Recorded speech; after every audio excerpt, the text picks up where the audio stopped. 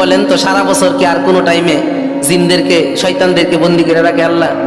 শুধু এই রমজান মাসে যেন রবের ইবাদত সুন্দর করে বান্দা করতে পারে, এই জন্য আল্লাহ ইবলিসকে শিকলাবদ্ধ করে তারপরে সমুদ্রের মধ্যে আটকে রাখে। কিন্তু দুঃখের বিষয় কি জানেন, আমরা বাংলাদেশের যত শয়তান আছে, এই শয়তানগুলা, এদের কুমন্ত্রণাগুলা ব্যবসায়ীকে হাতে দিয়ে গেছে। আর ব্যবসায়ীরা যত কুমন্ত্রণা আছে এই রমজান মাসে করব, যত শয়তানি আছে সব ব্যবসায়ীরা এই রমজান মাসে করব। কি বলেন, ঠিক না কথা?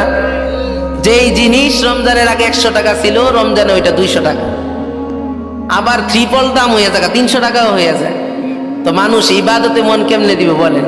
অথচ আল্লাহ নবী বলছেন যে তোমরা তোমাদের অধীনস্থ যারা আছে তাদেরকে রমজান উপলক্ষে তাদের কাজ কমায় দাও, আল্লাহ তাআলা তোমাদের জিন্দেগির সব গুনাহ মাফ করে দিবে। সুবহানাল্লাহ। আর আমরা এই শুধু পণ্যের কারণে, শুধু জিনিসপত্র যে আমরা ক্রয় করবো, এগুলো এত দাম, এই দামের কারণে আমরা কমাই দিব তো দূরের কথা, আমাদের অধীনস্থ যারা আমরা তাদের কাজ আরো কি করে দেই, বাড়ায় দেই।